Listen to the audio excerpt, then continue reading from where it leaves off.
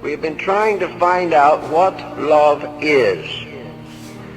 But we will never find it by trying to get a definition out of a book or something of that kind. The only way that honest, simple, genuine love can be transmitted is by experience, by the absolute fact of itself. Are we able to be kind to each other? Are we able to forgive our enemies? Are we able to do good to those who despitefully use us? Are we willing to continue quietly in a meek way of life? Are we interested in the simple humilities of virtue? Do we want a happiness that arises from making others happy, rather than sacrificing them to our happiness? Do we want a happy home? Are we willing to support it by character, by integrities?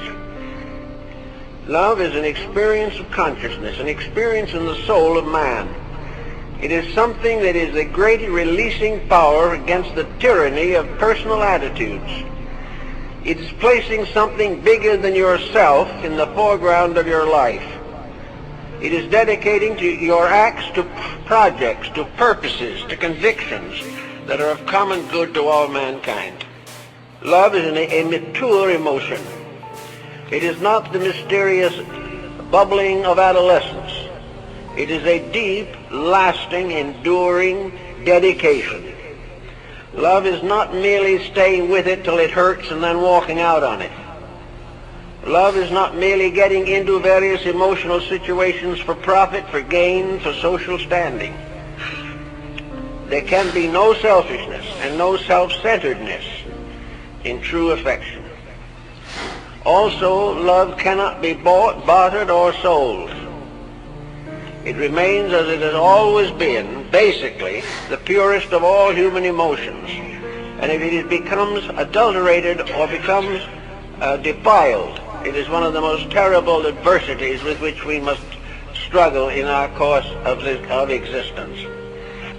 Between our love principle in our souls and its expression in life is a strange personality equation, full of self-centeredness, full of false ambitions, full of prejudices and tyrannies and intemperances and intolerances.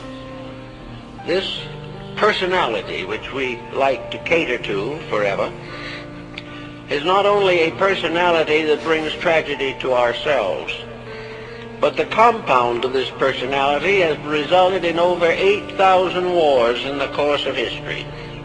That is rather too many. And many of these wars have been fought to defend peace. We have fought also about religion and about the very brotherhood which we need so desperately. And yet, after it's all said and done, and we look around ourselves and we say, well, what can we do about it? It's truly a terrible situation. And if it continues as it is, it'll be a fatal situation. So we're going to have to recognize that all the compromising that we do in order to accomplish our own personal desires, all these things, all this compromise leads to nothing. It never has succeeded, never can. For all this great struggle of competitive materialism ends at the grave. And we take with us out of this life only what we brought in, ourselves. So with this, it shouldn't be so difficult for the individual to say to himself, let's make this daily life a little happier for everyone. Let's try to do it right for a change.